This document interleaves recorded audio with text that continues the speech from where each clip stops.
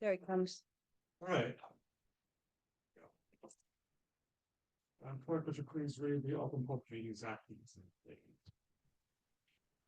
The notice requirements of the Open Public Meetings Act have been satisfied with respect to this meeting of the Township Council. The meeting time and date were included in the public meeting notice, along with the public internet link and telephone call-in information. Said notice and meeting agenda was posted in the municipal building and sent to the official newspapers of the township, the Verona City Grove Times, and the Star Ledger, at least 48 hours preceding the start time of this meeting. The agenda and handouts can be viewed online at veronanj.org/council meetings. A public comment period will be held in the order it is listed on the meeting agenda, and instructions on how to comment will be provided at the appropriate time. Thank you, Madam Clerk. Just call the roll, please. Councilwoman Holland? Here. Councilwoman McGrath? Here. Councilman Roman? Here. Deputy Mayor McAvoy? Present. Mayor Tamboro? Here. Mayor also present is Township Attorney Brian Aloya, Township Manager Kevin O'Sullivan, Deputy Township Manager Michael Kraus, myself, Municipal Clerk Jennifer Kieran. Thank you, Madam Clerk. All those who are able, if you please stand for the pledge, please. I pledge allegiance to the flag of the United States of America and to the republic for which it stands, one nation, God, indivisible, with justice for all.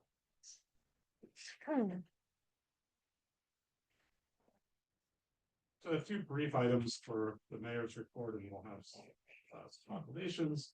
I had the pleasure of attending the Verona Baseball and Softball League opening day on Saturday. It was a cold day for the first day of baseball, but it was a lovely day and a wonderful ceremony recognizing some of our residents who we lost too soon. And it was a pleasure to see over 500 athletes participating in the BGSL program on over 50 teams. So it was great. I look forward to following that season. The Open Space Committee met and discussed some properties and strategy moving forward on securing Verona's open space.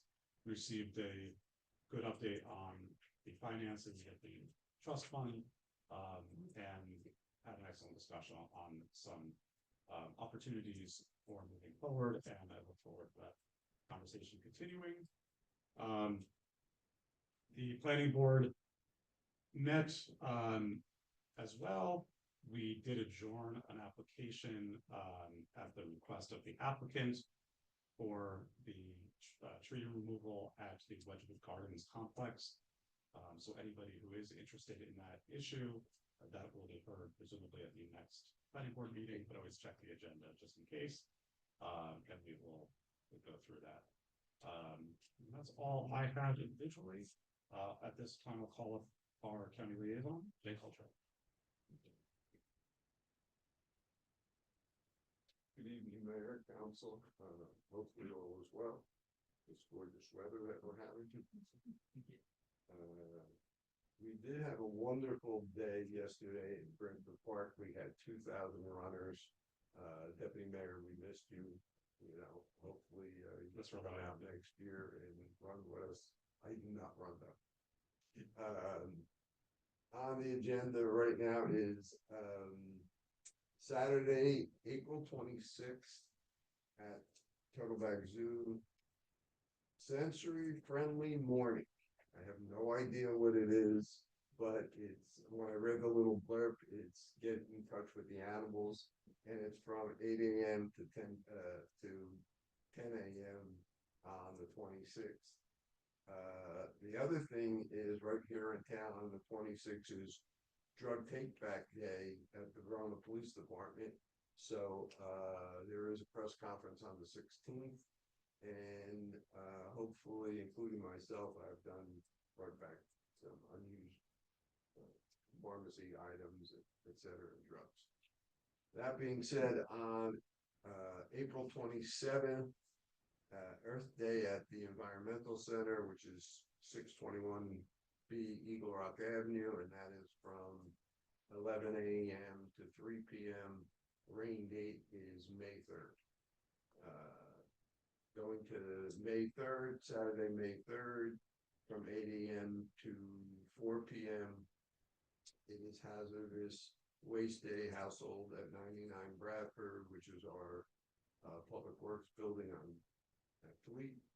And all the hazardous waste that are hanging around in your garage and underneath your cabins that you haven't used in years, please bring it.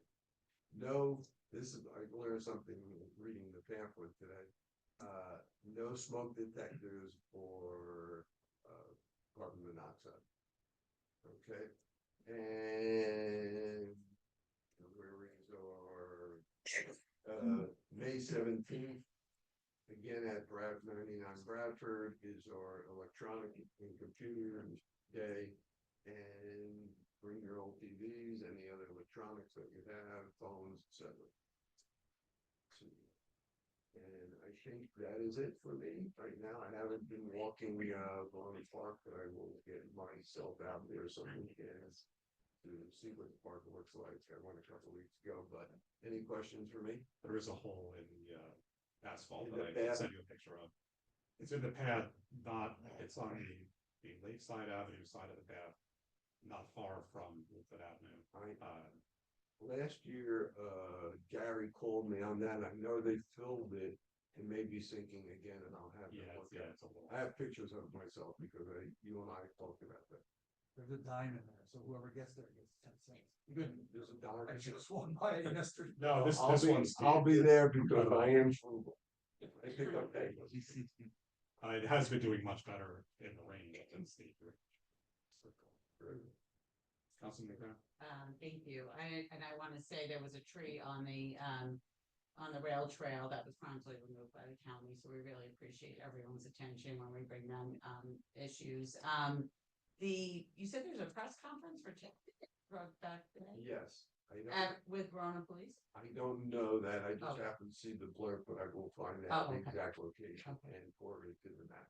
Oh, okay, that would be great. And if we can get the sensory, I don't know if there's a flyer that goes with that sensory friendly morning, but I want to send that to you, our special group of parents that have children who are neurodiverse, and we really appreciate it. If I have your email as I sit down and Okay. forward it to you, Okay, I'll thank forward it to Kevin. Yes, that would be great. I already notified one of the board members, but Great.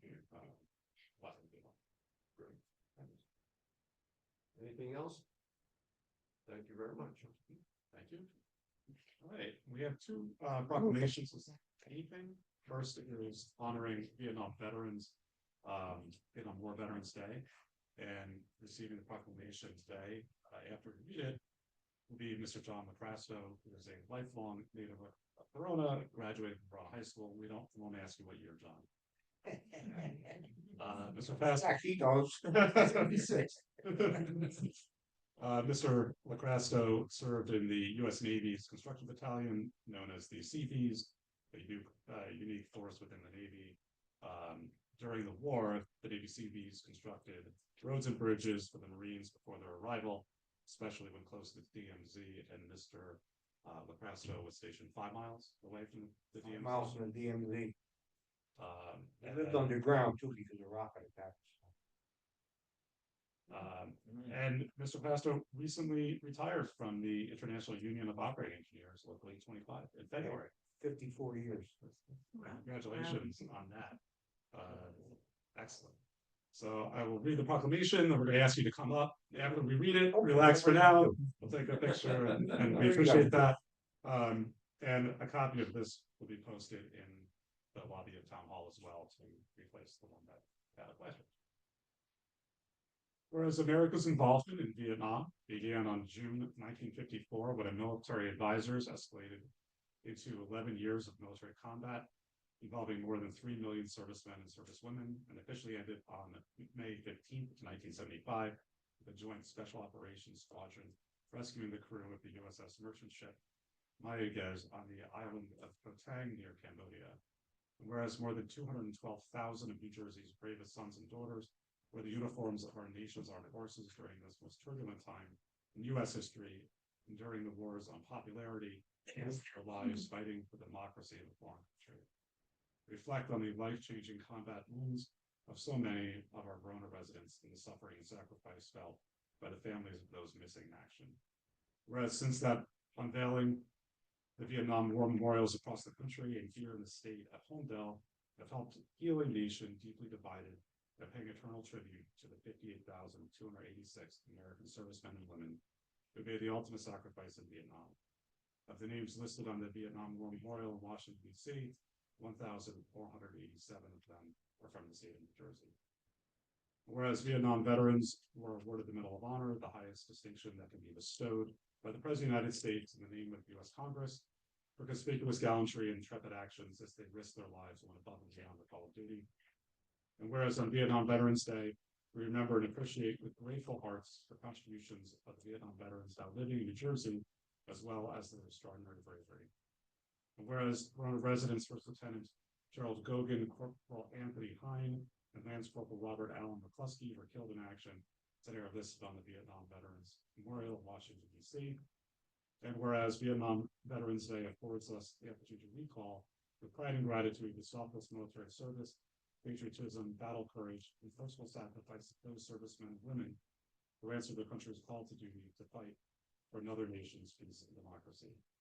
Now, therefore, I, Dr. Christopher Tamboro, Mayor of the Township of Verona, do hereby acknowledge March 29th, 2025 as National Vietnam Veterans Day, invite all citizens, both in public ceremonies and in private thoughts and prayers, to gratefully acknowledge our Vietnam veterans. In witness whereof, I want to set my hand and cause the official seal of the Township of Verona, New Jersey, be affixed this 7th day of April in the year 2025. And I would encourage everybody, truly, if you have not been to the Vietnam Memorial in Homedale, it's right by the PNC Bank Arts Center. It is an extraordinary place. I had the opportunity to do one of the most meaningful professional development opportunities of my life at the center with some veterans from the time and also some protesters, and the veterans and the protesters talked to one another, and it was just very it was just very valuable as professional development. It was great to see that dialogue happening. And at this point, I'll invite Mr. Presser to come on and accept the proclamation. Somebody bring like their laptop for Alex.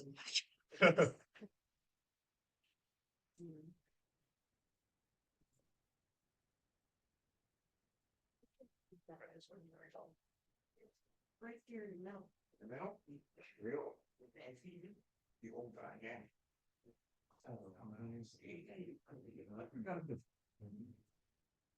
Used to like 40 people. I know, right? Right, ready?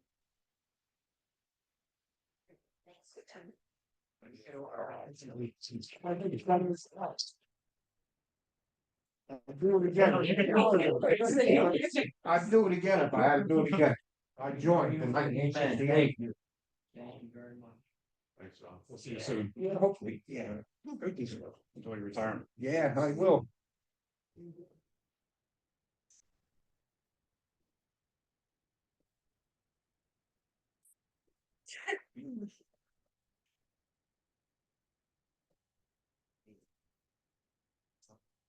Our next proclamation is to recognize Child Abuse Prevention Month. But before I do that, I'd like to invite the Verona Women's Club, if you would like to come up and share. If anybody wanted to share your project for child abuse prevention. Sorry if I'm putting you on the spot, but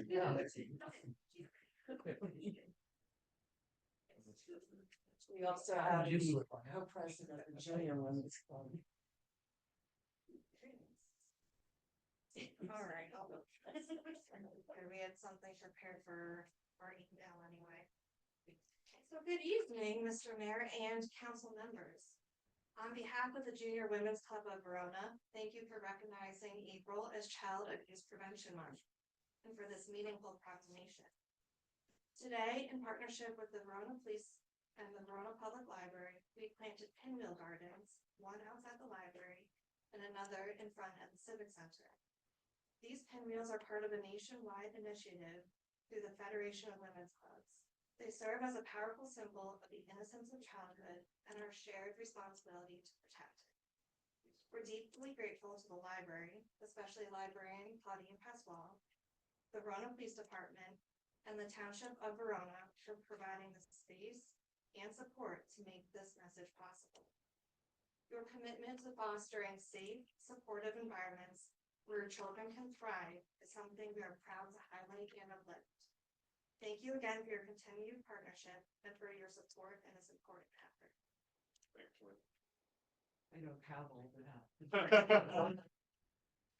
April is Child Abuse Prevention Month, dedicated to raising awareness and preventing child abuse and neglect. The Women's Club of Verona is proud to partner with the Junior Women's Club of Verona each year to feature Pinwheel Gardens as part of the Pinwheels for Prevention campaign. Pinwheels were adopted as the national symbol for child abuse prevention because they evoke childlike whimsy and represent the vision of a world where all children grow up happy, healthy, and prepared to succeed. Thank you, Bill. Now I'm going to read the proclamation, and you guys can stay right there. It's going to write down in a second, and then everybody else can come up when we're done here. Whereas we all have a responsibility as individuals, neighbors, community members, and citizens of the Township of Verona to create healthy, nurturing, and safe experiences for children. Whereas healthy and safe childhoods help produce confident and successful adults. Whereas child abuse and neglect often occur when people find themselves in stressful situations without community resources and don't know how to cope. And whereas incidences of child abuse and neglect can be reduced by making sure all families have the support they need and deserve to raise their children in a healthy environment. Whereas it is recognized that no person can do everything, but that everyone can do something, and together we can create change for the better. And whereas effective prevention programs succeed because of partnerships among nonprofit organizations, government agencies, volunteer organizations, schools, service clubs, houses of worship, law enforcement agencies, and the business community. Whereas display a pinwheel or planting a pinwheel garden in April will serve as a positive reminder that all children deserve great childhoods, happy, healthy, and safe. Now, therefore, be it proclaimed that I, Dr. Christopher Tamboro, Mayor of the Township of Verona, hereby proclaim April 2025 as Child Abuse Prevention Month, and urge all citizens to engage in activities that strengthen families and communities, provide the optimal environment for children to learn, grow, and thrive, so that all children have the benefit of happy, healthy, and safe childhoods. The witness whereof I hereunto set my hand and cause the official seal of the Township of Verona, New Jersey, will be affixed on the 7th day of April in the year 2025.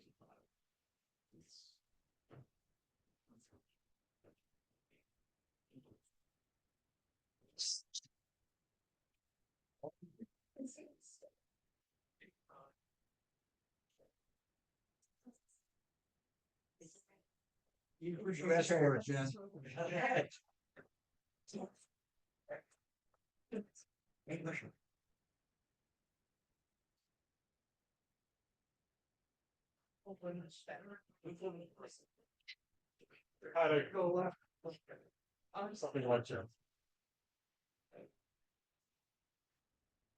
All right.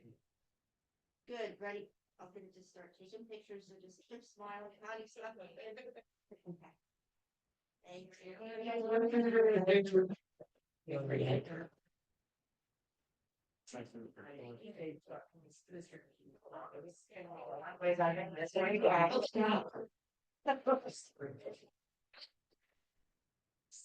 Yeah, so it's.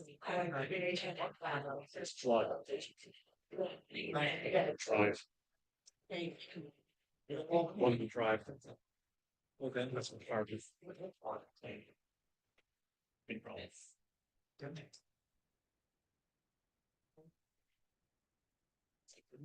Yes. That's I go by purchase. Yes. I told you.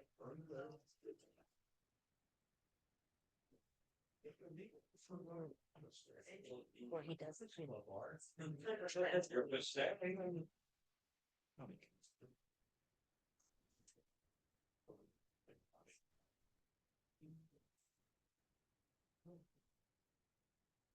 Okay. That concludes the mayor's report. This time I'm going to turn the meeting over to Mr. O'Sullivan, our township manager. Thank you, Mayor.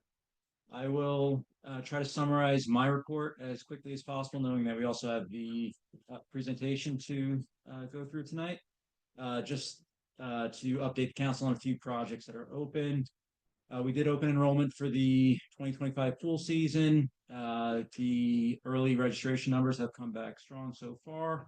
The construction at the main pool also is underway and ongoing. We have a number of projects on the wastewater side. We do have our primary clarifier pumping station project, which is awarded and going through submittals and getting ready for summer construction. And we have a few other projects that are currently in design phases. Lastly, we also have our collection system trunk line that is running parallel to Derwent. The final emergency repairs will be completed later this month. As far as our drinking water wells, Lynn Drive well is online and back in service. There will be a ribbon cutting ceremony for that project on April 21st. The Fairview Avenue well will be out to bid this month, and we expect to be receiving bids in May. So we'll be able to get that second project back online, hopefully by the end of next year. The Claridge Drive Pump Station project, we do have resolutions on the agenda for tonight to both award a contract for construction of the Claridge Drive Pump Station and to authorize the execution of an easement agreement. Jumping ahead through my report, there is the expectation for the Linden Avenue design project. We are expecting Boswell to be ready to present the final design plans at the April 21st meeting. That should incorporate all of the comments from the Safe Streets temporary demonstration earlier this year, in addition to all the comments that were received through the public. Bloomfield Avenue paving is also proceeding. That's a county project. They are expecting to be starting that project in the next several weeks. They'll be starting down near Passaic Avenue, and then as the project progresses and as they get closer to Verona, we'll be able to present the public with some updates on the impacts to Bloomfield Avenue in Verona as it gets closer.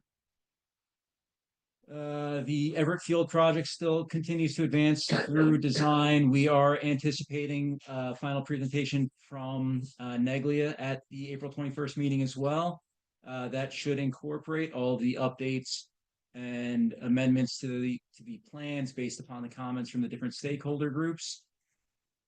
Our pickleball and tennis court project is still under construction. The paving of the courts should be occurring this week. The contractors mobilized, asphalt plants have reopened. They are just waiting for a little bit of dry weather to be able to pave. We are also anticipating a final presentation of the Lakeside Avenue parking lot. We should be executing final grant agreement with EDA hopefully later this month. We are still waiting for the final grant agreement document from the state. We did hold a special meeting for our Bloomfield Avenue streetscape project. I'd asked the council if they have any comments to provide them to me, so we can summarize and select the final firm for the streetscape design project. We have a few updates on the different building facility needs. The communication tower, the structural repairs are complete as we've discussed at prior meetings. There have been some shifts in some of the walls, and there is a roof repair that's necessary. That roof repair will be lumped in with the roof repair capital requests in the other capital items, which will be presented and discussed at meetings in May, introduced in May. Town hall window and repointing project is underway. The repointing should take approximately 6 to 8 weeks. Windows should be delivered in June, and that project is proceeding on schedule. We also have some remediation work in the town hall building to address some environmental needs based on some water infiltration. So those two projects are running in parallel and on schedule as previously discussed.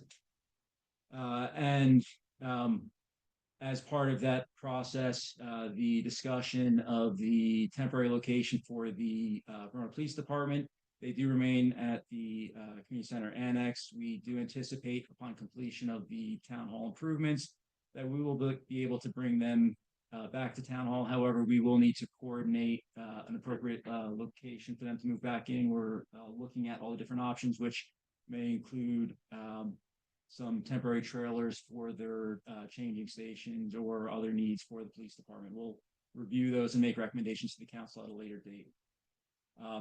That leads into the longer and larger discussion about the needs of the emergency services building.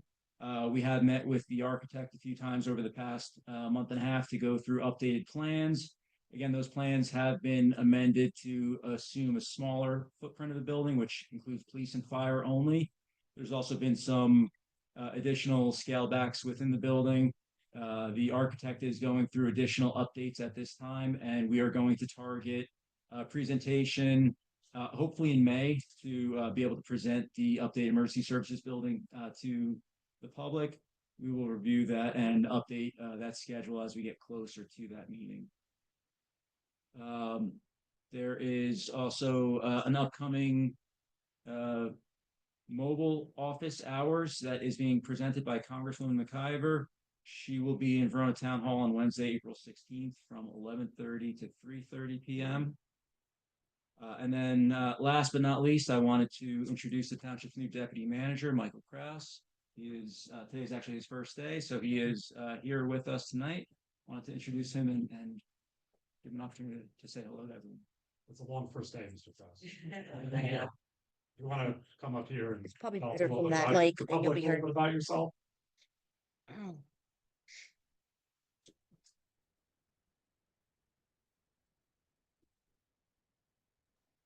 Very happy to be here and serve as Verona's next deputy town manager. Prior to this, I worked for the city of Hoboken for almost 11 years and completed my master's from the Wagner School at NYU. And I got my first start in municipal government actually right here working with TPW and old town manager Joe Martin. And I look forward to continue to build my municipal government knowledge and serve you as the council, the residents, and the employees. Thank you, Mr. Kraus. NYU is well represented. If I hear. All right. And And then, Mayor, the last item on my report is just the presentation from our partners over with the local government energy audit team. If you wanted to come up and introduce yourselves and. Do I need to hold this button down when I speak? no, Is if it you red? flip it over, It's red. that's Yeah, it's good. there. It's Okay. on. I'm gonna bring her in over. So thank you so much, Mayor, distinguished council members. Really appreciate this opportunity to go ahead and present the findings of the local government energy audit, also known as LGEA. We also have Michelle Rossi joining from the BPU, which actually, let's move on to this side. And she is going to present on ESIP, which stands for Energy Savings Improvement Program.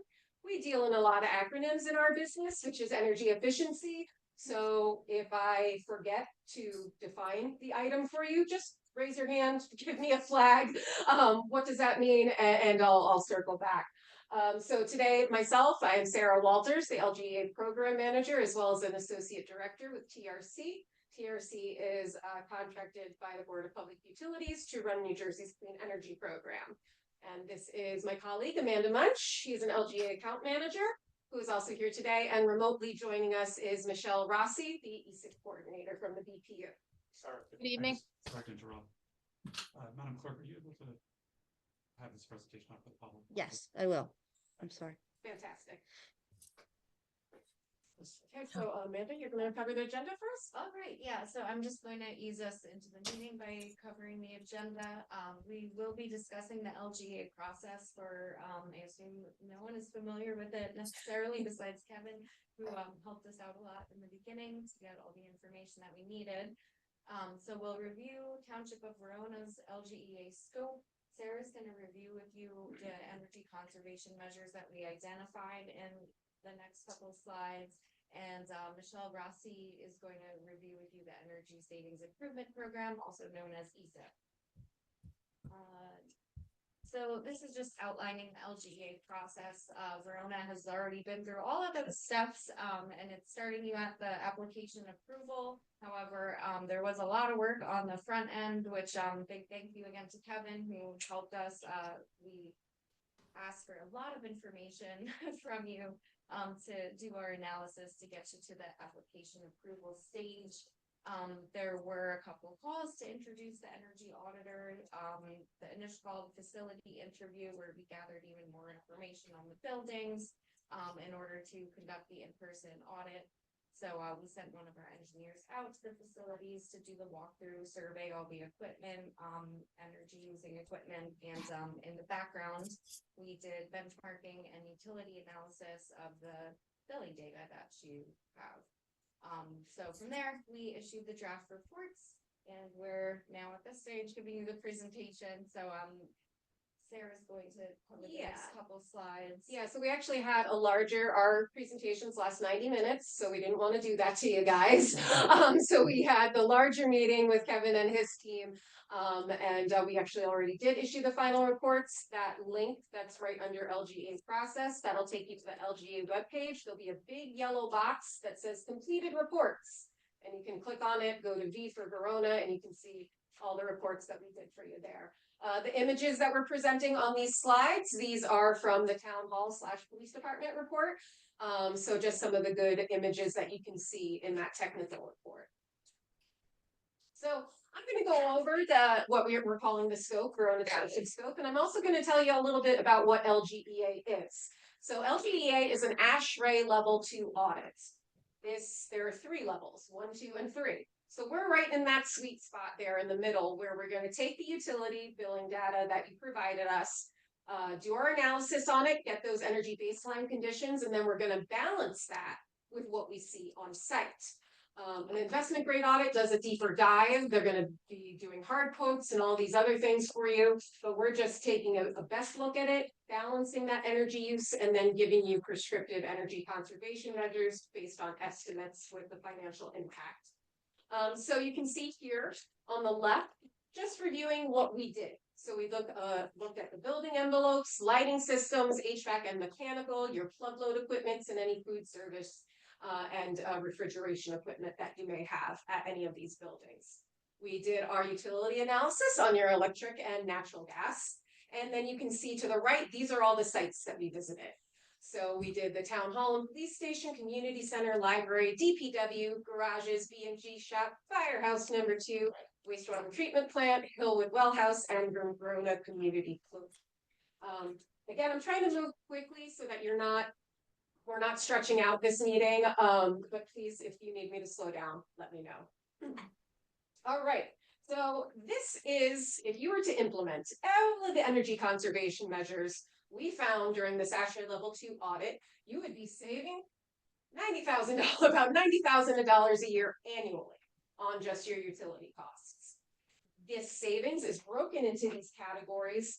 As you can see, lighting controls, motor upgrades, variable frequency drives, electric unitary HVAC measures, gas heating, system improvements, domestic hot water heating upgrades, food service and refrigeration measures, and then a custom measure. But do not worry, we're going to dive into this a little deeper on this side. So apologies, I don't know why I thought that would be big enough for anybody to read.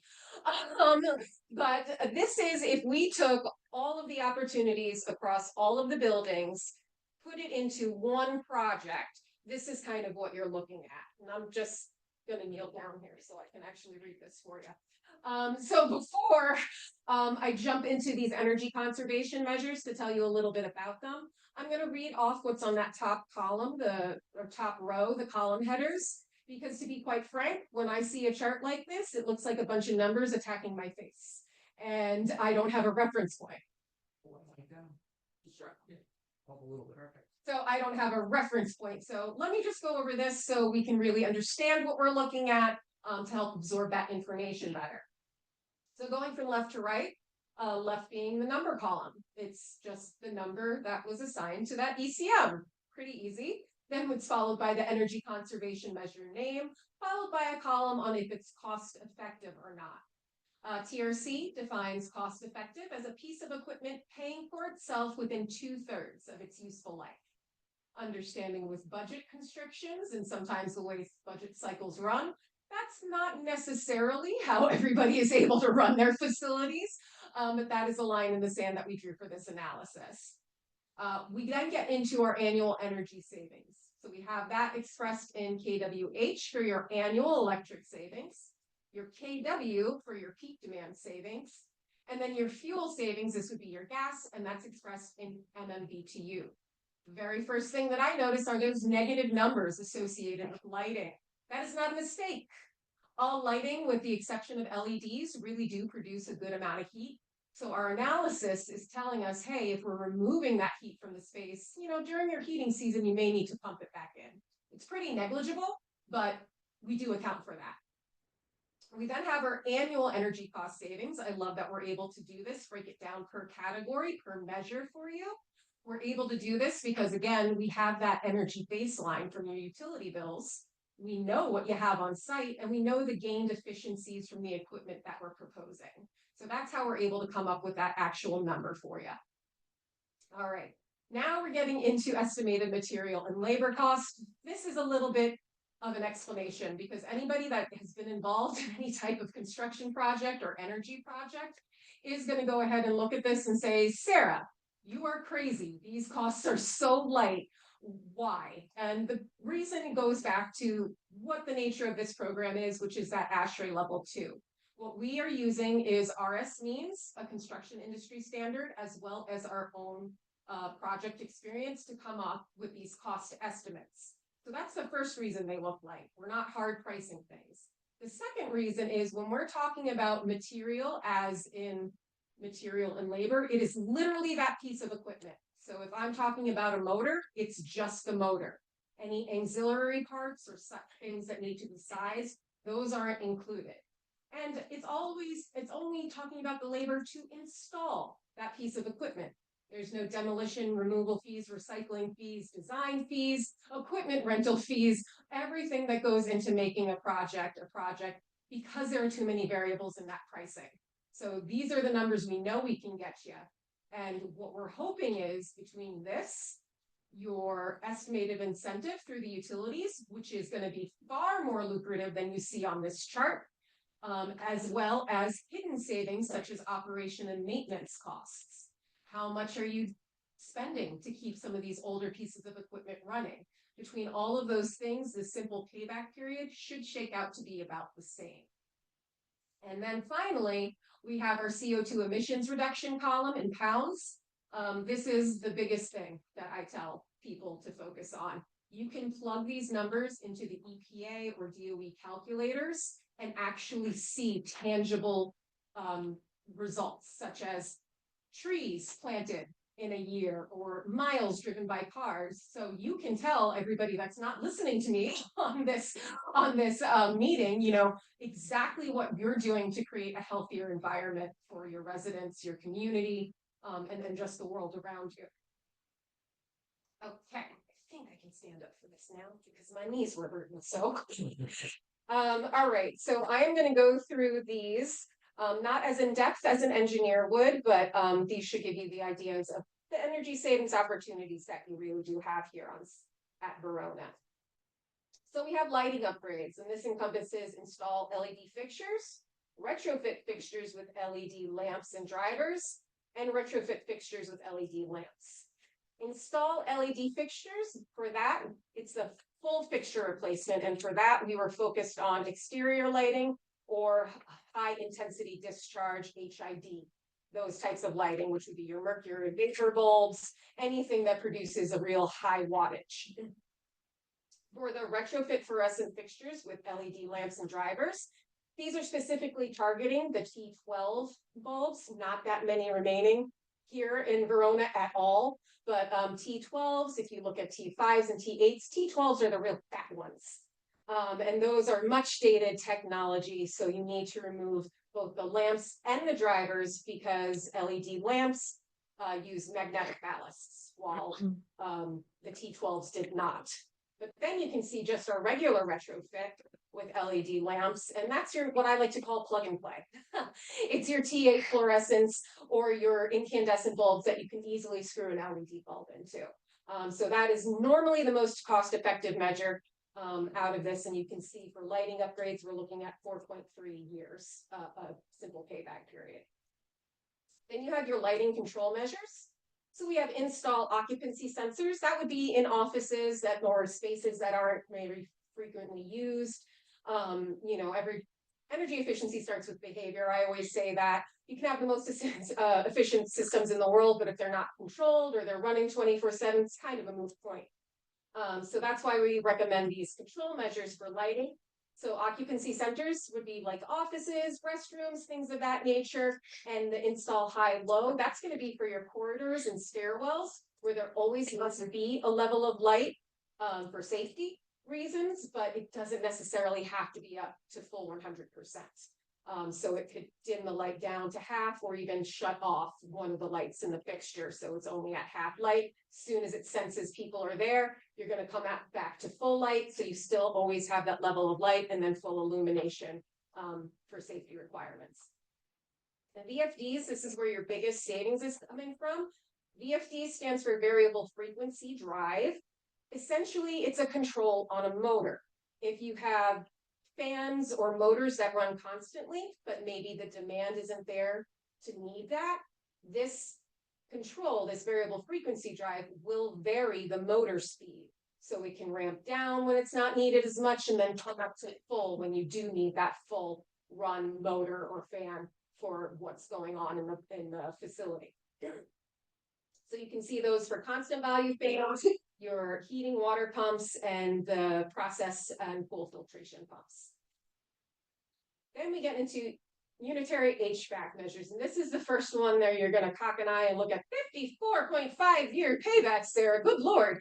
And that's true. Anything with any unitary HVAC equipment, RTUs, heat pumps, anything like that, really big initial upfront cost and may not be able to be justified by the energy savings alone. But again, I'm looking at Kevin, look at your operation and maintenance costs for some of these older pieces of equipment, because you may have exorbitant contracts with people, or you're replacing parts constantly. How much is it costing you to actually keep those things running?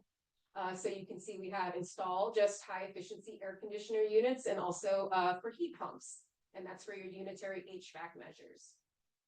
Gas heating, another one that is a measure that typically does not pay for itself, is about going ahead and installing high efficiency hot water boilers, as well as lost my place, install pipe installations.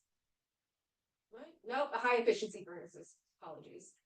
So you're looking at a combined payback period for that category of 37 years. Again, it's the same thing. Mechanical systems just are really, really expensive. So to justify it on energy savings alone, typically not worth it. But when it comes time to replace it, that may be where you're thinking, okay, let's do high efficiency, let's do heat pumps, let's do something like that. And then we get to some HVAC system improvements, programmable thermostats, pretty self-explanatory, as well as your install pipe insulation. Pipe insulation, there can be a tremendous energy loss through sending either hot water through your pipes or anything really through your pipes. Anything that's going to transmit, there are energy losses. So if you don't have well insulated pipes, you're just losing energy. You're making your hot water, work more to keep up the same temperature because you're losing that energy through the piping system. And when we come to our domestic water heating upgrades, again, it's installing a high efficiency gas-fired water heater or installing low flow devices. So one with a higher payback, one with a super low payback. The low flow devices, these are typically aerators just on your faucets. You can screw them in yourself. It's going to utilize, back in the day, I used to say utilize a smaller hole so you still get the same pressure coming out, but it's a more laminar flow. You're not going to be using as much hot water just because it's reducing the actual amount of water coming out, is maintaining that good pressure. And then we have vending machine controls, recognizing most places don't actually own their vending machines, but you have to pay for the electricity to power it. So you can actually talk to your vending machine contractors, see if they will allow you to put, it's like an occupancy sensor. Again, you can set it with timers. If it's a soda machine, do you really need the refrigeration going full blast overnight? If it's, you know, just even a lit, non-refrigerated one, do you need those lights going on constantly? So these are just the small ways that we can save energy. And then we had some custom measures, all surrounding heat pumps, which is either replace your electric water heat pump with, or electric water heater with heat pump water heaters. Just repeat so many words in this. And then your gas-fired water heater with heat pump water heater. Heat pumps now, so electric domestic hot water heaters, they have a coefficient of performance of 1. 1 stands for 100%. When we talk about heat pumps, their COP is 3, sometimes 3.5. So we're talking literally about hundreds of percentages better. So they just utilize a lot less energy. And you can see one has a negative payback period, and that's due to the relative cost of gas versus electricity. That's why you're getting a negative payback on one. So really, that would be more of an electrification measure. The state has some pretty aggressive energy master plan goals. So we started including that. So it's certainly up to you whether you think that is a viable option. And really, that's what we try to drive home after this LGEA. We have come in and we have identified energy conservation measures. We have a nice report. It documents your existing conditions and it goes through everything. But this is your project to choose from here. The one thing that we point out is if you can read at that very bottom, the totals column, if you couple everything together, you get a project that pays for itself within under 9 years. And that's important because we're going to talk about the Energy Savings Improvement Program with Michelle Rossi next.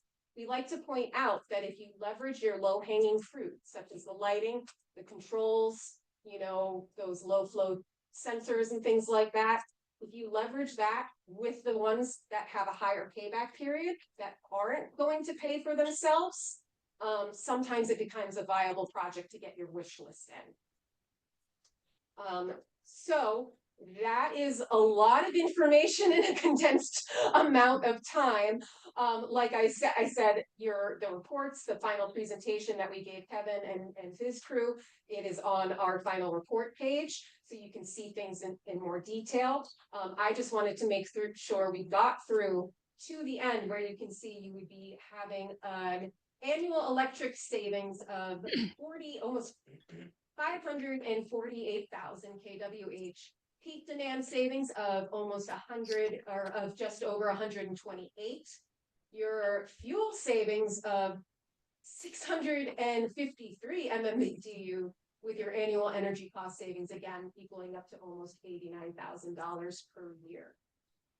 So with that, the estimated incentives, your estimated net M&L, that's what's coming out to that 8.7-year payback period.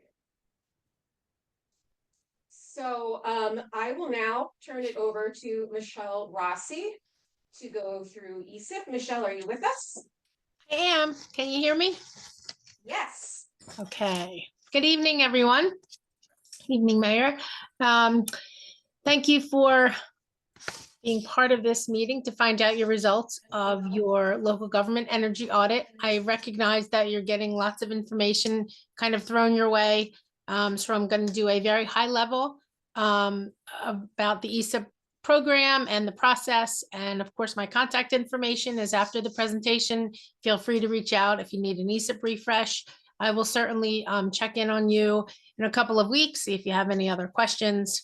But I know this is lots of information. I'm going to keep it high level for you. So what is ESIP? ESIP stands for Energy Saving Improvement Program. It is performance contracting that is for public entities in the state of New Jersey. It's a tool. It's important that you realize it's not an incentive, it's not a grant, but it's a way to finance. It's a mechanism that allows public entities to make these energy efficiency improvements without impacting their budgets. It's administered by the New Jersey Board of Public Utilities. The project gets paid for with the value of its own energy savings. So typically there are two options for the financing piece. It's either a lease purchase loan or a refunding bond. both of which are market driven. We recommend working with a financial advisor if that is possible. Standard repayment is 15 years. If they find a need for a combined heat and power system, police station, fire station, which is all the above, with Verona, they can implement a combined heat and power system. And that allows you repayment term to be 20 years instead of the 15. Any BPU approved incentive programs can get layered into the refinancing. Any utility or clean energy program incentives can be combined. Any federal or state grants can also be layered into the refinancing.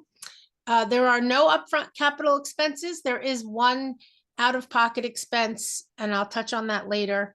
But otherwise, there's nothing upfront. And for, of course, Board of Education's no referendum or impact to taxpayers. Next slide. So these are the steps to doing an ESIP. First one is an intake form. This is a relatively new step in the process. It's a one-page form, so you can get informed of the process, begin the actual process. It gets on my radar, so I know that you are interested. It is a simple, like I said, it's a one-pager, and that just gets it into my system, and then therefore we follow up and work you through the process. First step is the preliminary energy audit, which you have done. You've done your local government energy audit, and you now have your list of energy conservation measures. And it's your choice, of course, what you're going to do with those and how you're going to implement them. If you do decide to do an ESIP, there are 3 different models to choose from. The first one is the ESCO model, which is the most common.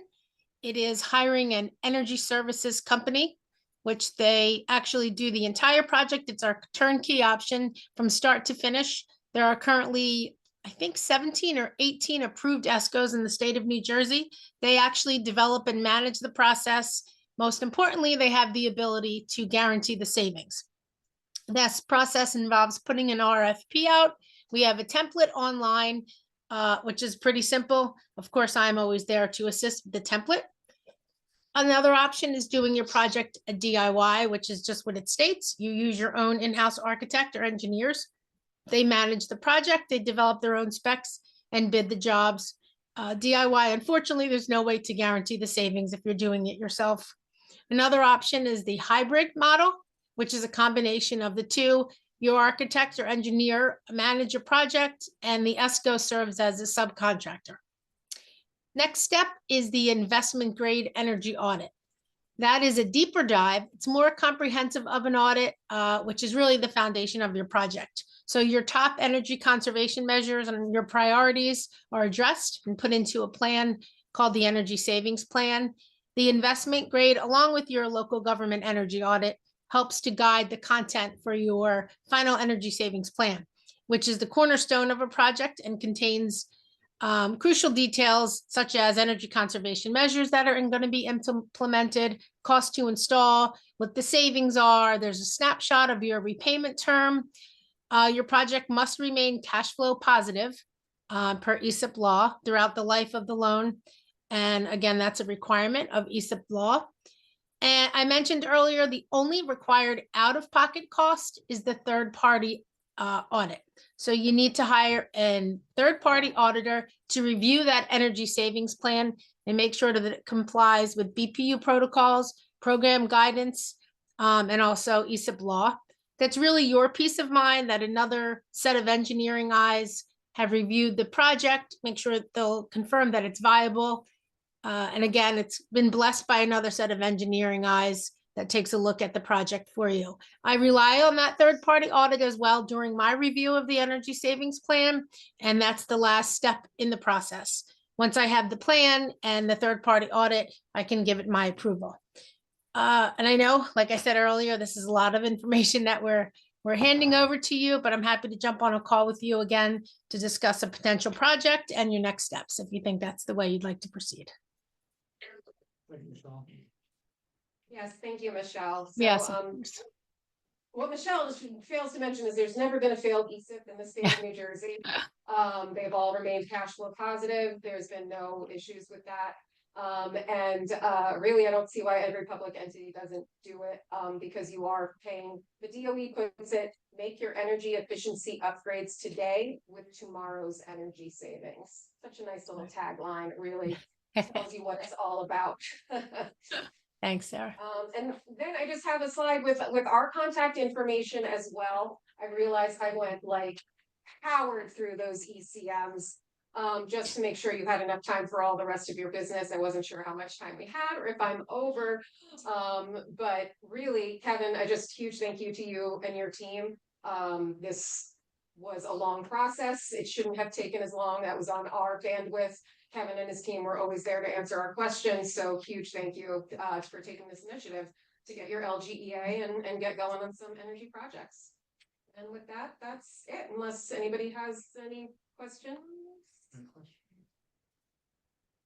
Much questions, but Go ahead, Betty. thank you very much for your presentation.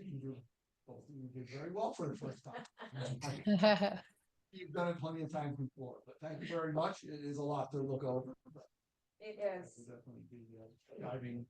This council loves reports and data. That's It's our thing. seriously, I am here, you read those reports, you look at all of those, you wanna contact me afterwards, I will go through this presentation again for you.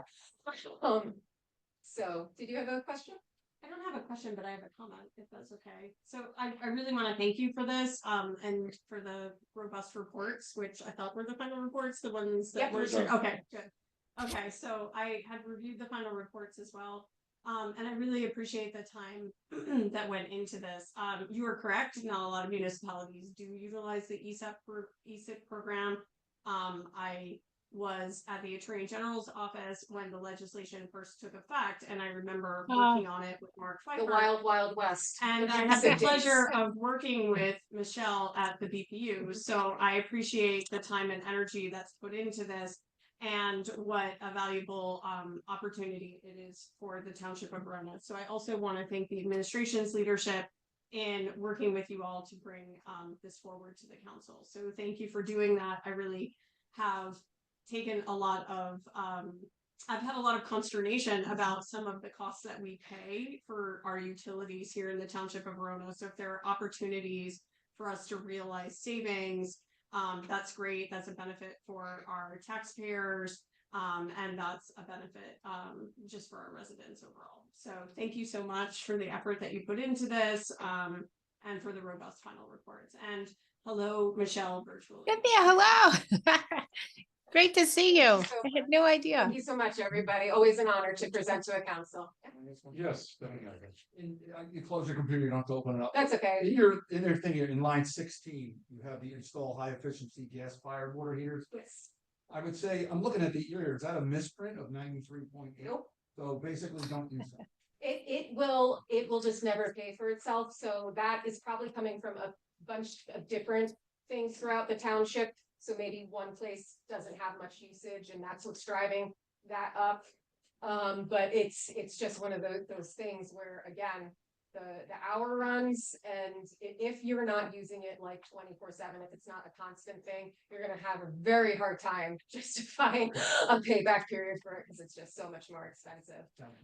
So again, there are also wonderful appendices in these. Kevin, I sent you the Excels where you can also see the financial impact line by line in each inventory. So I hope that helps, and I really wish you well on any improvements you're going to move forward with.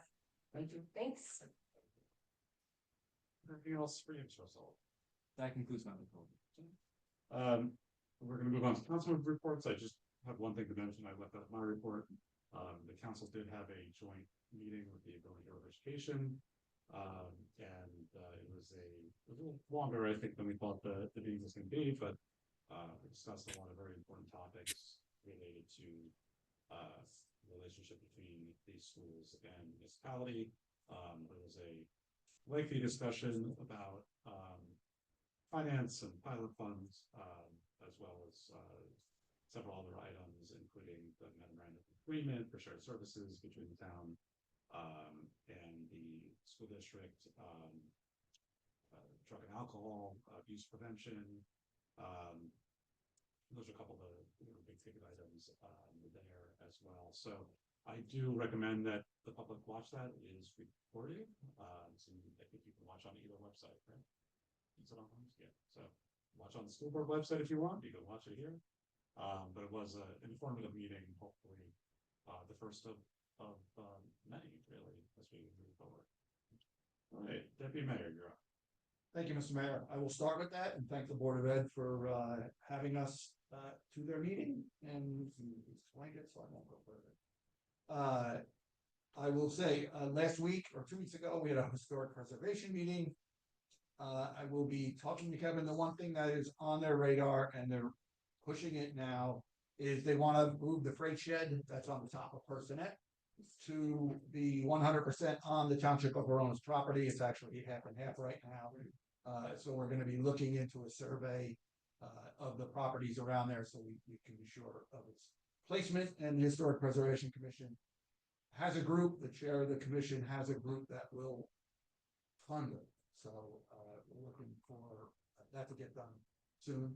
I would like to congratulate my colleague, Councilwoman Holland, for the woman being nominated for the Women of Impact panel. I did attend it. And congratulations to all the other women that were on the panel also, and thank the MIAC committee for doing that. The Environmental Commission had a Native Plant Society lecture last Wednesday. Jeb Ellis gave the lecture. It was very interesting. I don't know if it was recorded, but they're pushing a native plant sale at the end of this month. I think they have a couple of days to order plants if you want to order them, and they will be sold through Hillcrest Farms. You can go on the website and have a link to go and order if you'd like.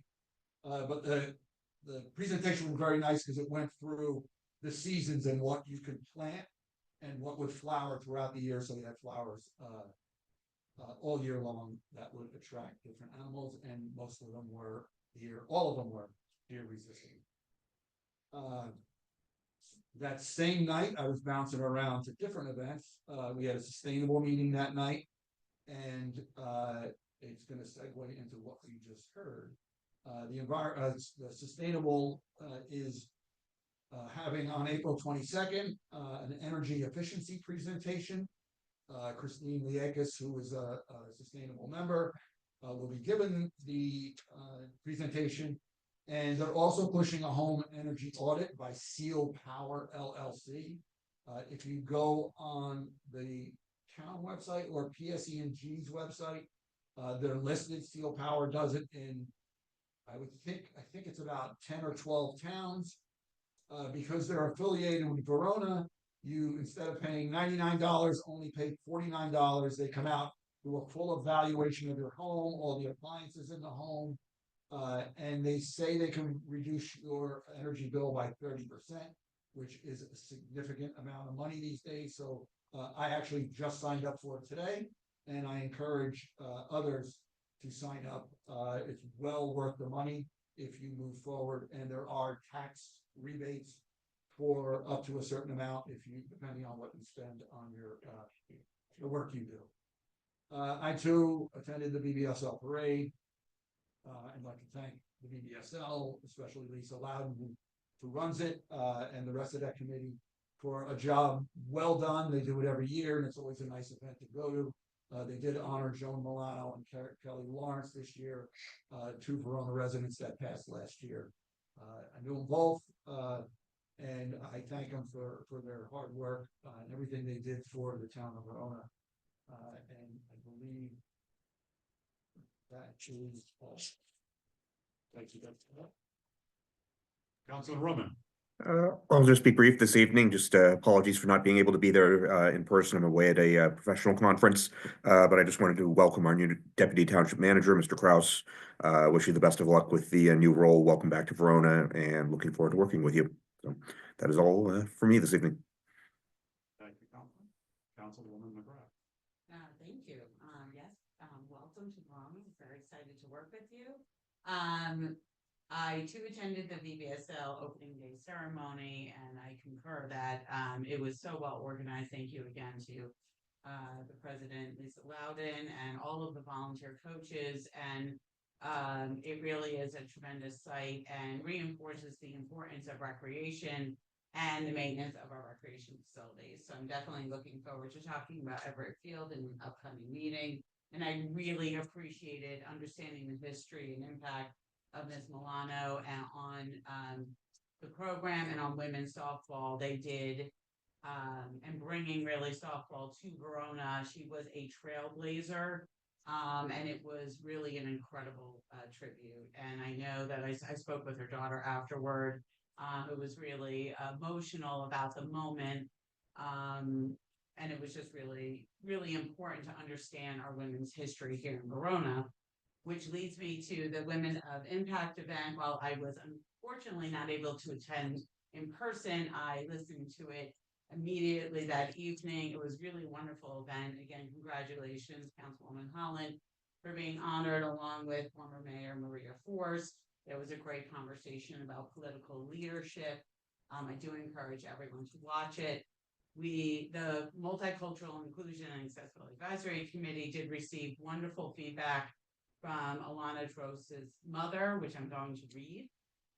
She posted this publicly and sent it to us as well.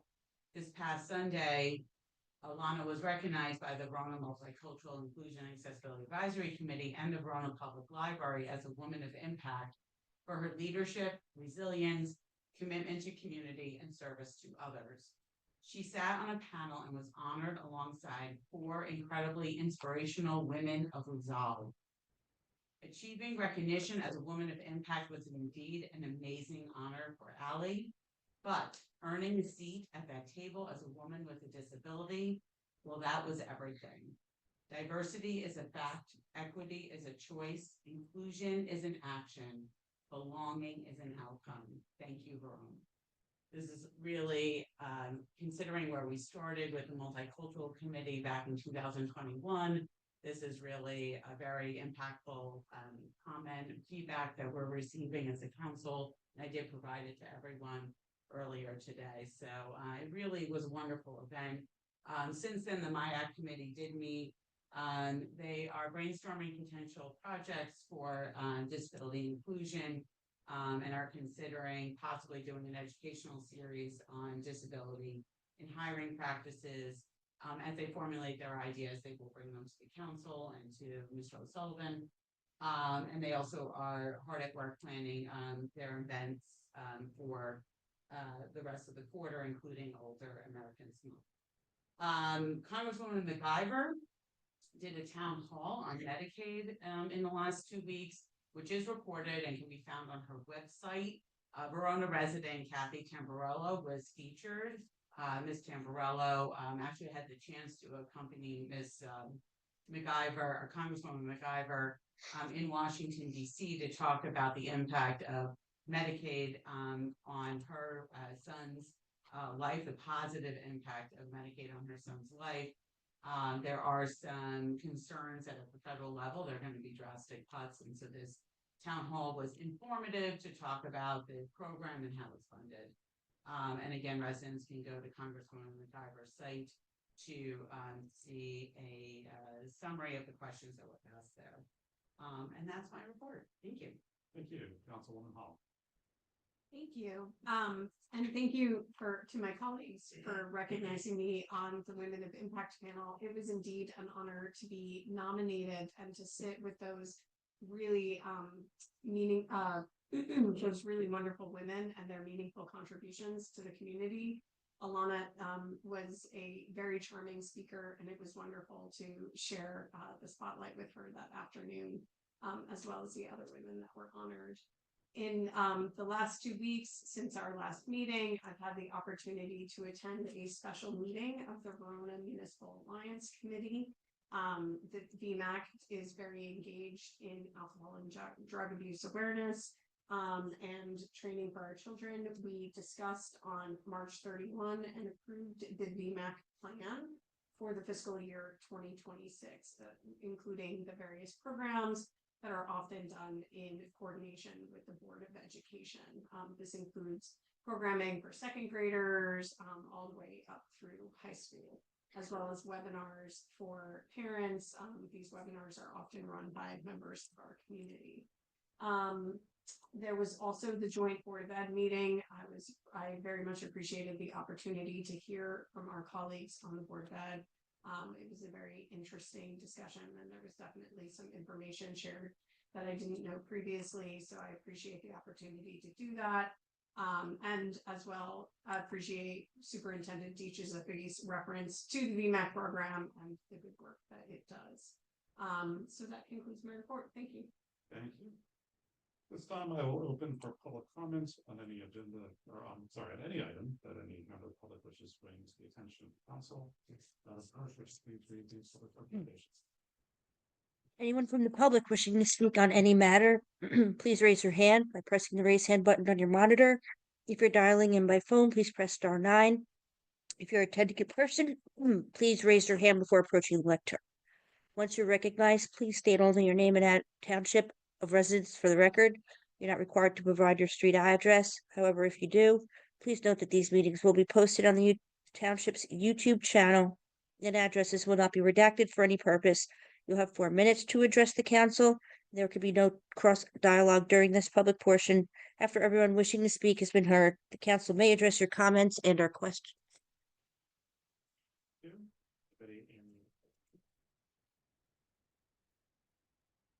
Start this way and move this way.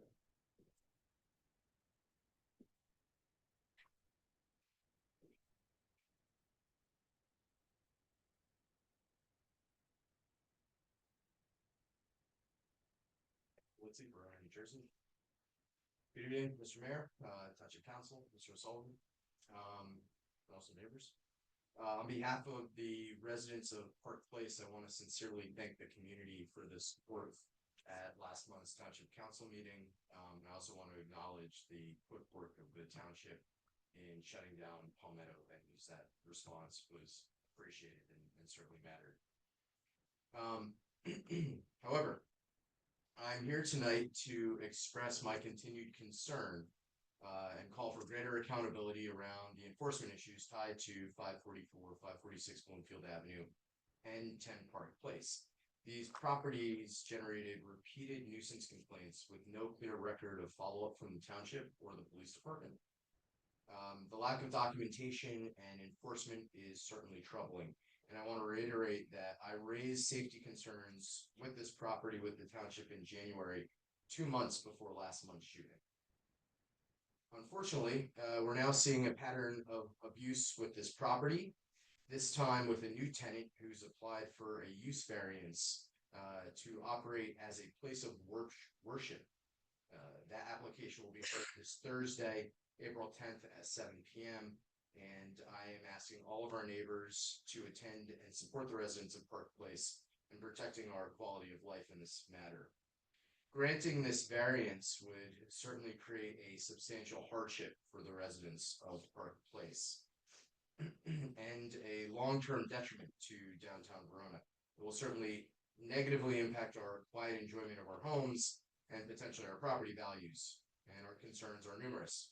First, zoning compatibility. This building is in the town central zone, which explicitly prohibits places of worship. This application goes against Verona's 2022 master plan, legally and in spirit and intent. This business is not fit for mass assembly. This building is not fit for mass assembly, whether it's 15 people, 50 people, or 500. It lacks the infrastructure, accessibility, and location to support safe use in this manner. Second, it's hours of operations, operating from 5 a.m. to 7 a.m., 7 p.m. to 10:30 p.m. daily will infringe on our quiet enjoyment well beyond normal business hours. Friday operations from 12 to 2 will clog traffic and restrict access to the middle school and local businesses. And when operations expand to 24 hours, as they do on some holidays, what can we do to stop the same well-documented and systematic abuse of privileges that we've seen in neighboring communities? Third concern, traffic. Park Place is already dangerous given its residential and commercial mix. Adding a high traffic institution at the Lakeside and Bloomfield intersection, which is already poorly designed, will only create a serious hazard. Let's talk about parking. There's not enough dedicated parking spots for this building. Under its current zoning, the space would require 20 dedicated parking spots. If it were operating at full capacity as the landlord intended, it would require 90. Any additional load for non-permitted use would overwhelm the system and create safety risks for our children. The unit's only 3,500 square feet. That should only be able to accommodate 35 people by commercial standards. However, if we grant its use as a place of worship, that size, without seating, that size could swell to 300 to 400 people. Tax impact, designating this as a place of worship would certainly reduce our tax revenue. Frankly, this space is more valuable vacant than it is operating as a tax exempt institution. This isn't a third place. This isn't a public place. At this point, your time is up, but there's another opportunity later. Absolutely. No, but thank you. Thank you to neighbors. Next.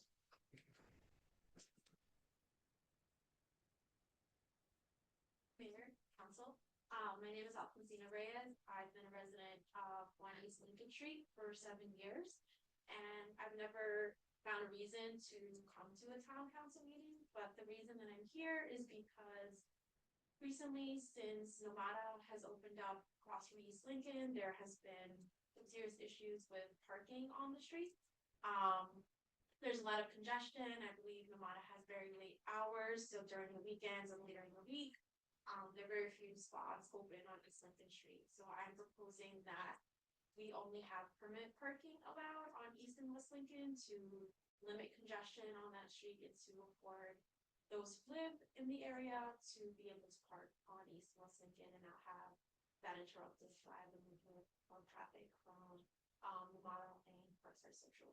That's it. Thank you. Thank you. Anybody else on the count?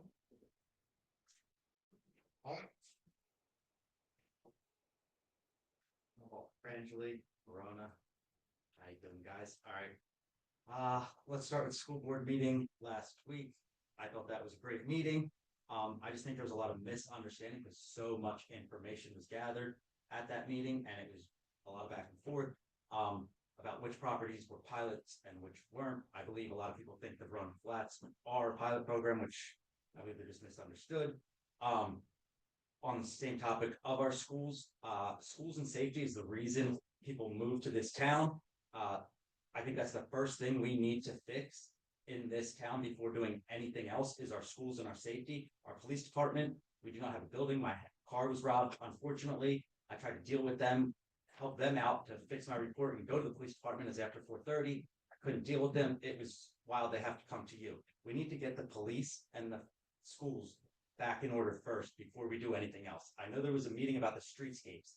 Now that kind of heated me up because the only way I find out about these things is thank you, Ms. McGrath, because Councilwoman McGrath, your Facebook or Instagram, I don't know social media, but my wife does, and she sends me snap pictures of what's going on. So that helps a lot. But that streetscape, I do not believe we should be even thinking of that right now with what's going on with the schools. We need to figure out the schools. Parents and people moving into this town are furious when they move into the forest section. They're like, now we won't have room for you here. The streetscape thing, back to that. The county's talking about doing the park entrance. So let's like kind of wait for that and see what's going to happen there, because I've worked on plans where towns have gone and done something, and the county comes, rips it up and tries to put it back together nicely. Never happens. Let's see here. Bioswales for that streetscape, I think, are a better idea if you do go along with it. Plus all concrete, no pavers, just because rain garden stuff like that, they're not going to work. It's too big. Sidewalks are too small. Bioswales work great with the trees that you have existing. It's your business district, your extended business district up by Everett View, I think should be done first. That area is falling apart, and with all the stuff coming in from West Orange with the Mount Prospect project, did we find anything out about that? Because you have 18 new buildings going in there, shopping centers, Target, everything, and all that traffic is going to bottleneck through here. The county won't answer questions, so I think you need to go to West Orange to figure that out. Where are we at here? The streetscape, back to that, the kids ride their bikes, so the trees and all that stuff. We need to put more money into schools. I got a minute left. Money into schools, money into schools. We need to put more money into our schools. Our police department, I tried to work with them back in the day when they first got shut down about getting trailers and things like that. And I don't know, it's a few months later and we still don't have that. Like I said, police and schools are why people move here, not because of nice sidewalks. It's kind of like you got a house that's falling apart. I still got a minute. This is great. It's kind of like you got a house that's falling apart and you're fixing the facade, but the pipes are broken. We need to fix the infrastructure in Verona before we do everything else. We're spending so much money on Everett Field, on every other project we can do, not just Everett, but everything we can do. We're doing so many projects that really we need to fix what's going on, the problems first. If we can't fix that, you're basically just putting band-aids on things and building playgrounds and parks for people that aren't going to want to come here because it's going to end up like Bayonne or something like that, and it's all going to be all concrete. So let's get our schools back in order. That's my main thing. All right, guys, I got 20 seconds. Schools. Thank you. Thank you for your comment. Anybody else? Any gallery? No. All right, we'll go to somebody who's coming up as iPhone 7.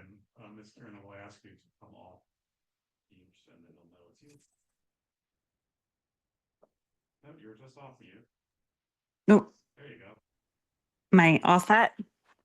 Yeah, maybe just state your name, please. Okay, great. This is Kristen Kistner, Verona resident. I just wanted to connect with you all regarding an email correspondence I had with Jennifer Kiernan regarding some questions that hopefully were shared with you all. As she stated that she would be able to maybe share them so that you could respond to them in tonight's meeting. So since they were not addressed as of yet, I'm just going to review over those questions and hopefully you can provide the answers to those questions. So the first question that was sent was, what dates did the township manager and each member of the town council become aware Palmetto Venues was improperly given a zoning permit and the certificate of occupancy?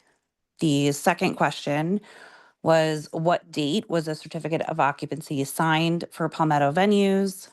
Third, what is the name of the township employee responsible for signing the certificate of occupancy for Palmetto Venues? And what inspections were completed in between the signing of the zoning permit application for Palmetto Venues by Philip Epps on August 10th, 2023, and the signing of the certificate of occupancy for Palmetto Venues in March of 2024? And then also, please indicate the names of the township employees responsible for overseeing that proper inspections were completed for Palmetto Venues in between the signing of the zoning permit application for Palmetto Venues by Philip Epps on August 10th, 2023, and the signing of their certificate of occupancy in March of 2024. I did submit a Oprah request and did get some information. Obviously we know that there was a media posting on My Verona on Sunday, March 17th, where, Mayor Chris Tamburo, you were there. I believe Deputy Mayor Jack McAvoy and Councilman Alex Roman were all there for the ribbon cutting. So that was March 17th, 2024. I did see that there was an email from Jared Kozlow, the fire inspector, to Thomas Jacobson on March 22nd, 2024, following that ribbon cutting regarding fire violations, and reported that those violations would be issued formally on Monday, March 25th, 2024. He did in fact submit those formal violations on March 25th, 2024. There were 6 fire code violations at that time. And on the same day, Thomas Jacobson signed the certificate of occupancy on March 25th, 2024. So if you could just clarify those questions, I would appreciate it. The community would appreciate it. We would like a little bit more transparency to what has transpired with this process, especially with the new use variance that was mentioned earlier. It's really difficult to trust that our town will make the right choice for this next use variance when those responsible for these decisions have already failed us and have yet to be held accountable. Thank you.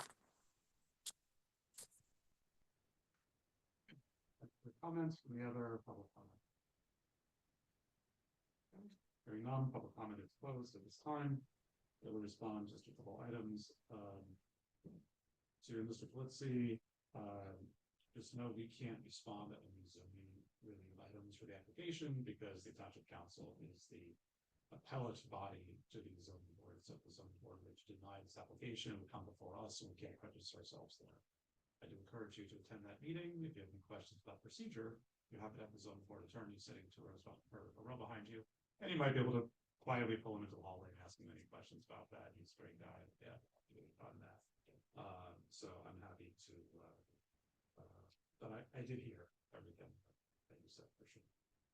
To Ms. Reyes, I was not here with Park on East Lincoln. This has been an ongoing issue. I've brought up in a, can't remember which council meeting it was at this point, the township entering a agreement to indemnify the owners of the property at that was the Citizens Bank. And I know that there are about 1,000 projects going on in the administration's office, but this might be a great opportunity for Mr. Kraus to jump right in, and he's being voluntold for this project. But these things have happened where we've been able to provide that indemnification to parking lot owners who are not using that, especially in the after hours. I feel that would help to alleviate a lot of the burden on East Lincoln Street. We could potentially do that. As far as making it permanent parking only, I would leave that to a report from the police chief and the township administration to offer recommendations before making a comment. To Paul, Paul, you said so many things in 4 minutes, and I do appreciate you attending the joint school board meeting, and I appreciate your opinions on all of those items. I don't think you specifically asked any questions, but obviously you know how to get us if you have any follow. To Dr. Kistner, the questions that you posed are related to the administrative operations of the township. So I'll ask the township manager to respond as he can to those questions. Thank you, Mayor. In general, I think part of what we've discussed tonight is that the business in question has been issued several notices of violation based upon varying department inspections. Specific violations have resulted in immediate closure of that business for safety reasons. Business does remain closed at this time, but as to some of the specifics that have been requested, I cannot get into greater detail, as doing such could potentially disadvantage the township's position if potential litigation ensued as a result of the matter at hand. As far as some of the specifics for the employees at hand, again, a lot of documents were requested through the clerk's office and have been provided by the clerk. However, again, the township administration cannot discuss specifics of current or previous employees as part of a public meeting. But that said, the administration and the varying departments did inspect immediately and did issue violations as a result of those inspections, and business has been closed and remains closed. Thank you, Mr. Sullivan. Any other comments from council related to the public participation? All right, moving on. We have ordinances on second reading. And the first is ordinance number 2025-007. On second reading, Madam Clerk, could you please read the title of this ordinance into An ordinance to exceed municipal budget appropriation limits and establish a cap bank. Thank you, Madam Clerk. Somebody please take the order. Motion is made by Councilwoman McGrath. Is there a second? Second is made by Councilwoman Holland. Now it's time for the public hearing on ordinance number 2025-07. Same level of participation will apply, but comment is limited to this ordinance drafting. They would like to comment on the cap bank.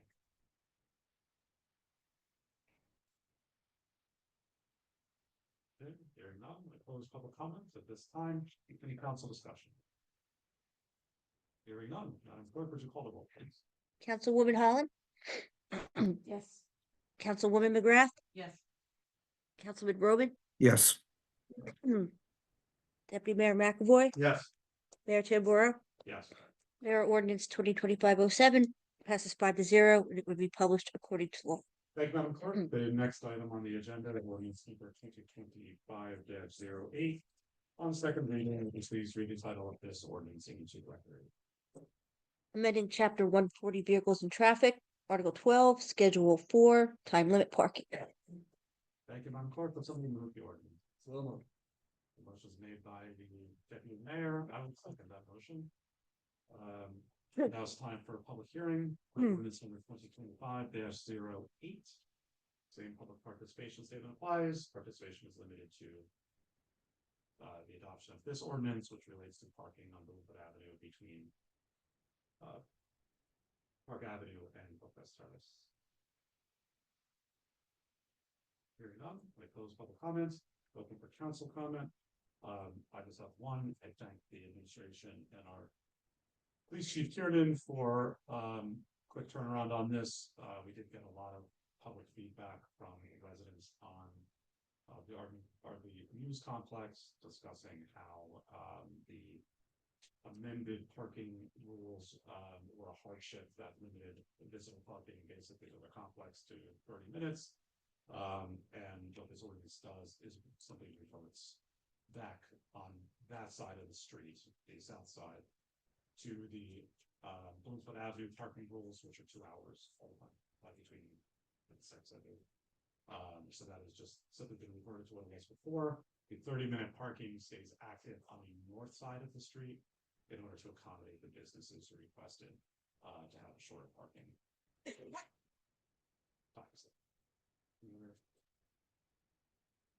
Council discussion on that? Hearing none, Madam Clerk, roll call please. Councilwoman Holland, Yes. Councilwoman McGrath, Yes. Councilman Roman, Yes. Deputy Mayor McAvoy, Yes. Mayor Tamboro. Yes. Mayor ordinance 2025-08 passes 5-0, and it will be published according to law. Moving on to the consent agenda, we have 2 sets of minutes. We also have several resolutions. The manager's office has asked to strike resolutions L10 through L14. Is that correct? Yes. And so I will entertain a motion. We also have the municipal clerk's first quarter raffle report to approve as well. I will hear a motion on adopting K1 through 3, L1 through 9, L15 through 16, and M1. Would somebody like to move those items? I'll make that motion. Okay, we'll give it to Councilman Roman. I will second that. At this time, I'll call for public comment on any consent agenda items only. So public comment statement applies. Anybody want to comment on anything that the township clerk's first quarter raffle report is good read, if they has any comments? Okay. Hearing none, I close public comment. Any council discussion on any consent agenda items? Councilwoman McGrath. Thank you. I'm just going to say that I'm really excited that we finally got to resolution for the Claridge pump station. This was a long time coming to get to this point. I'm going to be very happy when this pump, I know we all will be very happy when this pump is constructed to resolve some of the safety issues that we have with water pressure in that area. So, you know, this is a good moment in municipal government that we finally got to this point. So thank you. Any other comments? Just want to thank our current township manager and our former township manager for helping to get that past the finish line. That had been, as Councilman McGrath said, an issue for a long time, and getting that water up there will potentially prevent water safety issues in those buildings and other places. Any other council comments? Hearing none, Madam Clerk, would you call the roll, please? Councilwoman Holland, Yes. Councilwoman McGrath, Yes. Councilman Roman, Yes.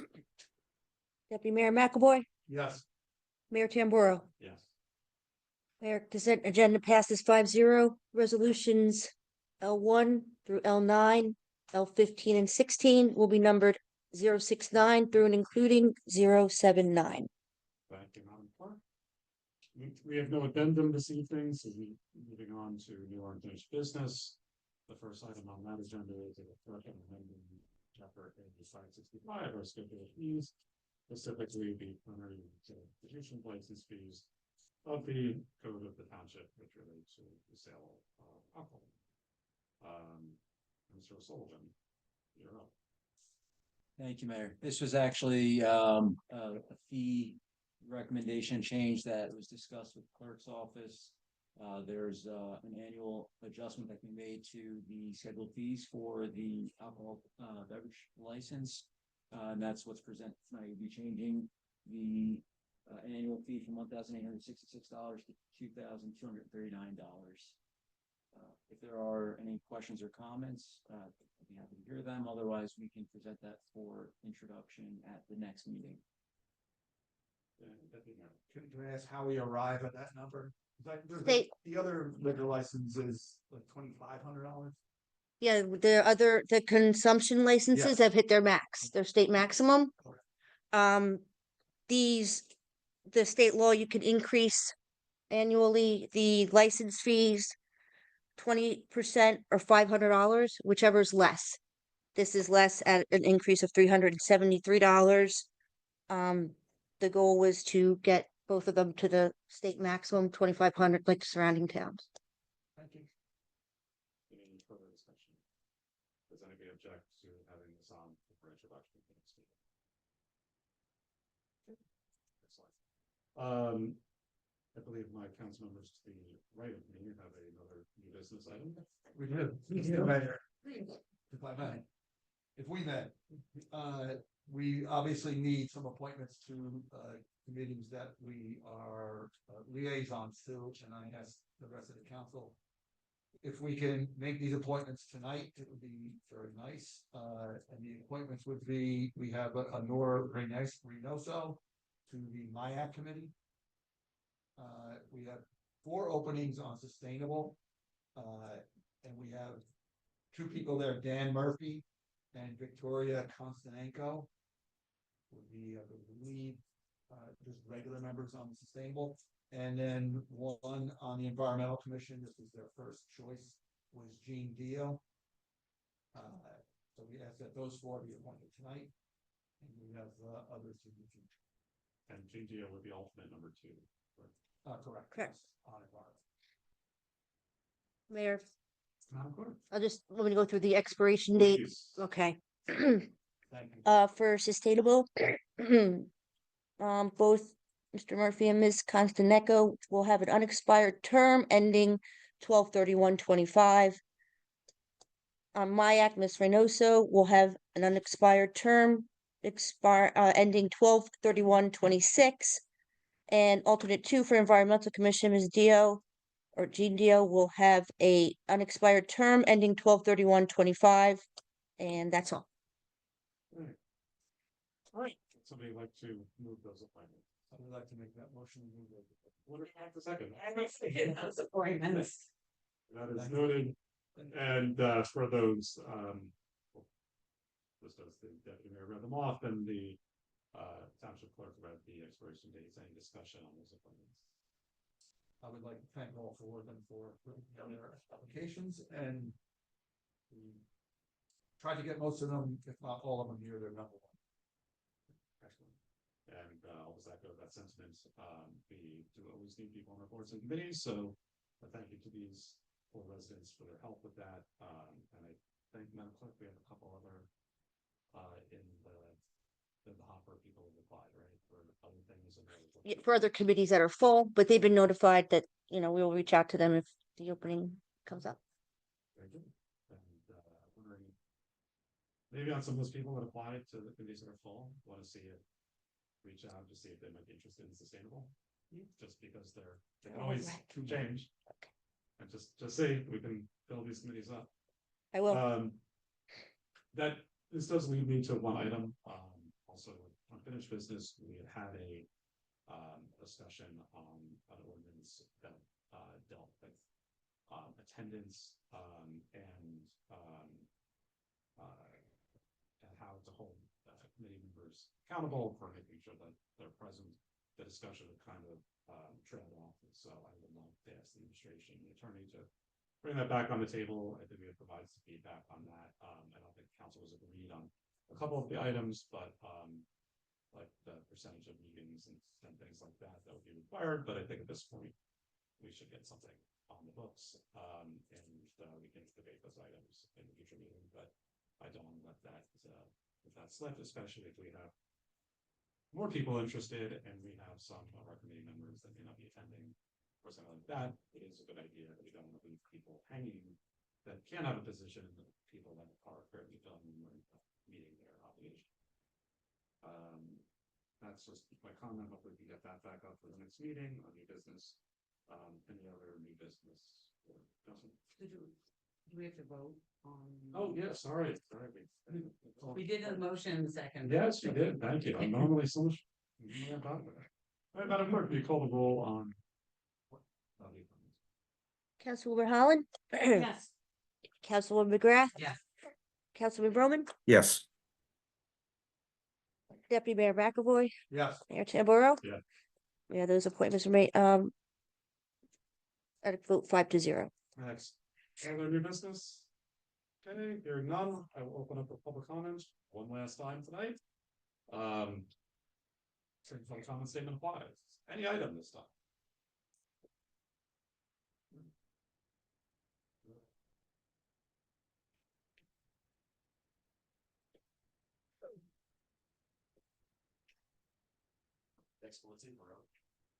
Thank you again. I just wanted to finish my comments from before, to really warn the town and make an appeal to the zoning board of adjustment. This application offers no benefit to the broader public. It does not promote inclusion. It does not strengthen our downtown. What it invites is overcrowding, nuisance, enforcement problems, and long-term harm to downtown Verona. The truth is, there are better, more appropriate sites for this use in town. I respectfully urge the Township Council to take this issue seriously and implore the Zoning Board of Adjustment to deny this application and protect the integrity of our town central zone. Thank you, and please, to any neighbors who are listening and attending tonight, please come out to Thursday's meeting and make your voices heard. Thank you. Thank you, Jeff. Anybody else? Okay, hearing none, I will close public comments. We have already passed the resolution to go into executive session. Will official action be taken? Okay. Folks, we'll see you in 2 weeks. Thank you very much. Perfect time. Or soon. Hey, I'll still get a tip off.